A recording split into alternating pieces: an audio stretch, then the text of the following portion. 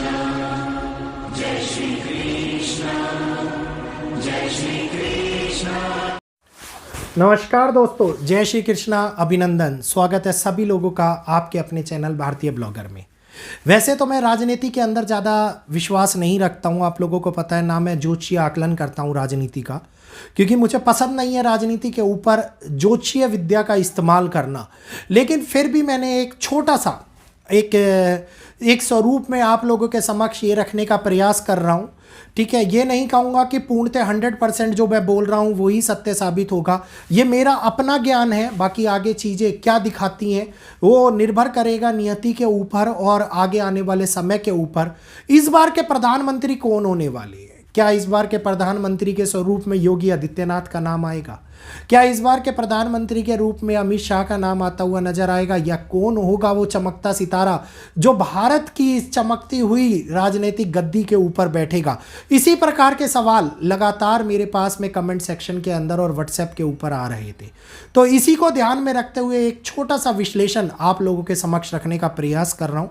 उम्मीद करूंगा ये विश्लेषण आप लोगों को पसंद आएगा, और निवेदन करूंगा हाथ जोड़ करके, जो भी राजनीति को आप जिस भी सत्ता पार्टी को मानते हो, कमेंट सेक्शन के अंदर कमेंट करने की आवश्यकता नहीं है। क्योंकि ना मैं बीजेपी को मानता हूँ, ना ही मैं कांग्रेस को मानता हूँ, ना मैं टीसीएस को मानता हूँ, ना ही मैं किसी अन्य को मानता हूँ। मेरा केवल मूल कर्तव्य भारत के प्रति निष्ठा रखना है, और मैं भारत के प्रति ही निष्ठा रखता हूँ। चाहे सत्ता के अंदर कोई भी सरकार आए, मेरी निष्ठा उस सरकार के प्रति होती है। तो अपने राजनीतिक मूलों को और अपने राजनीतिक पक्षों को अलग रखते हुए आज ये विश्लेषण रख रहा है आपके सामने। पूरी तरीके से वैदिक एस्ट्रोलॉजी पर आधारित है, किसी सत्ता किसी पार्टी के सपोर्ट में नहीं बोला जा रहा है ये। तो ध्यानपूर्वक सुनिएगा, ना ही किसी को ठेस पहुंचाने के रूप में इस वीडियो को रखा जा रहा है। तो बिना किसी बात को निष्पक्ष रहते हुए निष्पक्ष सुनने का प्रयास कीजिएगा। 2029 के लोकसभा चुनाव हमारे सामने पीएम के चेहरे को दिखाते हुए नजर आ रहे हैं, और क्या ये चेहरा बदलने वाला है? क्या हकीकत की बात करें तो अमित शाह और योगी आदित्यनाथ में से कोई एक इस टाइम के ऊपर बड़े तौर के ऊपर एक नया चेहरा बनता हुआ नजर आता दिखाई देगा?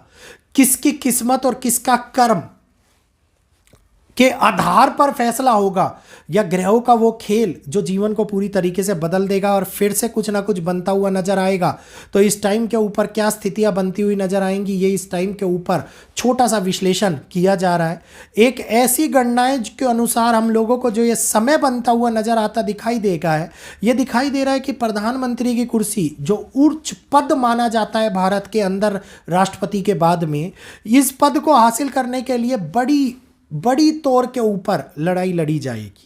ये एक ऐसा पद होगा जिसके अंदर 5 ग्रह और 5 भावों को जीतने की आवश्यकता मानी जाती है कुंडली के अंदर। और विशेष प्रभाव से अगर मैं बात करता हूँ, प्रथम, पंचम, सप्तम, नवम भाव ये बहुत महत्वपूर्ण प्रभाव डालते हैं इस टाइम में। और जो दशम भाव है, और दशम और पंचम, ये दो ऐसे घर हैं जिसको 5वां और 10वां घर माना जाता है, जिसके अंदर हम ये देखते हैं कि गणनाएं महत्वपूर्ण हो और सटीक हो तो उतनी ही तरीके से बदलाव को हमारे सामने लेकर के आती हुई नजर आती हैं। तो इस बार की ये गणना जो दिखा रही है कि अगर हम बात करते हैं अमित शाह जी जो हमारे गृह मंत्री हैं उनकी कुंडली की, तो उनकी कुंडली के अनुसार प्रधानमंत्री के पद पर मिलने वाली वो ताकत जिसको हो सकता है वो स्वीकार ना कर पाए, उस बदलाव को स्वीकार ना कर पाए, और उस बदलाव के कारण ग्रह थोड़े से कमज़ोर पड़ते हुए नजर आते दिखाई दे, जिस वजह से ये पद उनको ना मिले या वो लेना ना चाहें, इस प्रकार के भी योग बनते हुए दिखाई दे रहे हैं। फिर से बोलना चाहूँगा, वैदिक के अकॉर्डिंगली मेरे ज्ञान के अनुसार ये विश्लेषण किया जा रहा है। इसके अंदर कोई भी तर्क वितर्क करने की आवश्यकता नहीं है, केवल ज्ञान के लिए, केवल सुनने के लिए आप इस वीडियो को देख सकते हैं। यहीं पर अगर हम बात करते हैं आदित्यनाथ जी की कुंडली की, जिसको आने वाले प्रधानमंत्री के रूप में बहुत सारे लोग देखना पसंद करेंगे, तो इस समय के ऊपर अगर हम देखते हैं योगी आदित्यनाथ जी की कुंडली के अंदर एक तनाव बना हुआ है, और ये तनाव दिखा रहा है कि जहाँ पर एकादश भाव प्रभावित हो रहा है और बृहस्पति की जो स्थिति है वो एक ऐसी स्थिति को बना करके आगे चल रही है जिसके अंदर सूर्य लग्नेश के अंदर इन्वॉल्व हो रखे है और नियम के अनुसार चलने वाला व्यक्ति एक बदलाव की ओर आगे बढ़ता हुआ नजर आता दिखाई दे। इस टाइम के ऊपर प्रैक्टिकली बहुत बड़े झुकाव को दिखाती हुई नजर आ रही है। तो इस समय के अंदर ये जो कुंडली है एक संत की कुंडली मैं कहूँगा, और ये कुंडली तत्काल प्रभाव से होने वाले नियम और निर्णय को जो हमारे सामने अंजाम देती हुई नजर आती है। इनकी विशेषता ये है कि ये बदलाव को जल्दी से अपने ऊपर अपना नहीं पाती। इनकी विशेषता ये है कि ये चाहे तो आगे जीवन को पूरी तरीके से बदल दे, लेकिन फिर भी कहीं ना कहीं मजबूत स्थिति के अंदर आने के लिए अपने कर्मों को बदलने का प्रयास नहीं करते। इस वजह से कहीं ना कहीं दिक्कतें इनकी कुंडली के अंदर बनती हुई नजर आती दिखाई देती है। तो ज्योतिषीय गणनाओं की अगर मैं बात करता हूं तो जो इस टाइम के ऊपर बनने वाले चुनावी दृष्टिकोण है ये दिखाते हैं कि सत्ता के अंदर एक बहुत बड़ा बदलाव उम्मीद से ज़्यादा परेशानियों को लेकर के आता हुआ नजर आ रहा है। यहीं पर दोनों की कुंडलियों में योगी आदित्यनाथ जी की कुंडली ज़्यादा प्रभावित और ज़्यादा बलवान साबित होती हुई नजर आती दिखाई दे रही है। तो ये फील होता है कि 2029 में जो चेहरा बनने के योग दिखाई दे रहे हैं वो ज़्यादा मजबूत स्थिति में अमित शाह और योगी आदित्यनाथ में से मेरे को योगी आदित्यनाथ जी की कुंडली लग रही है, लेकिन इनके बदलाव इनके कर्मों के कारण कहीं ना कहीं रुकावट आती हुई भी नजर आती दिखाई दे रही है।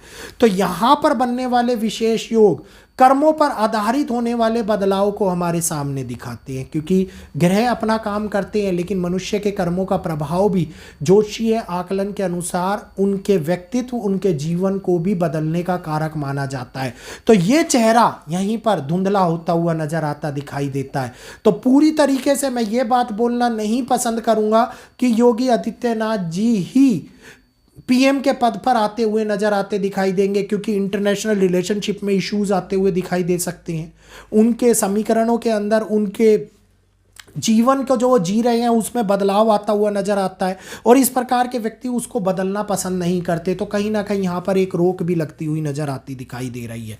ये समय बनेगा कि कब शपथ ली जाएगी, कब चुनाव होंगे, उनकी कुंडली क्या बोलती है उस समय के ऊपर, उसका भी इसके अंदर एक महत्वपूर्ण रोल रहता है। और कौन कौन से वो लोग होंगे जो इनके सामने खड़े हो रहे हैं और उनकी कुंडलियाँ क्या बोल रही है, उनका भी एक महत्वपूर्ण रोल रहता है। इसी वजह से राजनीतिक स्तर के ऊपर कोई भी बात बोलना पूरी तरीके से कि 100% ये हो जाएगी, ये मेरे को उचित नहीं लगता। यही कारण है कि मैं राजनीतिक पहलुओं के ऊपर वीडियो नहीं लेकर के आता हूं। लेकिन हाँ, अगर इन दोनों व्यक्तियों की बात करता हूं तो दोनों में से किसकी कुंडली ज्यादा मजबूत दिखाई दे रही है वो मैंने आप लोगों के समक्ष बताया है। तो अब आगे आने वाला टाइम और भारत की कुंडली देखेंगे कि किसके साथ में जुड़ती हुई नजर आती है। अभी एक लंबा समय है जिसमें मोदी जी के लिए कठिनाइयां बढ़ती हुई नजर आ रही हैं और मोदी जी आगे 2027 में और भी ज्यादा परेशान होते हुए दिखाई दे सकते हैं। तो क्या सत्ता बदलाव की ओर आगे बढ़ रही है? क्या भारत की सत्ता के अंदर एक परिवर्तन दिखाई दे रहा है इस चुनाव से पहले ही हमारे सामने? क्या हकीकत में कई और लोग भी हैं जो सत्ता की लड़ाई के अंदर आगे आना चाह रहे हैं, जिसके अंदर अगर मैं बात करूंगा नीतीश जी भी कहीं ना कहीं पीछे नहीं हटना चाह रहे। तो एक बहुत बड़ी लड़ाई प्रधानमंत्री की कुर्सी के लिए इस बार 29 के अंदर आप लोगों को देखने को मिलेगी और वो चुनाव हकीकत में बहुत बड़े बदलाव को हमारे भारत के अंदर लेकर के आएंगे। खैर, उन चुनाव का वेट करते हैं और आगे समय का वेट करते हैं। आज के लिए ये वीडियो उम्मीद करूंगा आप लोगों को केवल और केवल थोड़ा सा चीज़ों को प्रदर्शित ये कहिए कि साफ रूप से दिखाने के लिए रखा गया था। तो आगे भी रखते रहेंगे इसी प्रकार के। उम्मीद करूंगा राजनीतिक पहलुओं को लेकर के आप लोग अपने मन के ऊपर गहरा प्रभाव ना डालेंगे, जो भी आएगा पद के ऊपर उसको स्वीकार करेंगे और यहीं पर मेरे को इजाज़त देंगे। वीडियो पसंद आया हो तो आगे लाइक करते हुए आगे शेयर करें, अन्य लोगों तक पहुंचाएं, वो भी इस जानकारी का अनुभव लें और मेरे को इजाज़त दें। जय श्री कृष्णा, जय माता दी।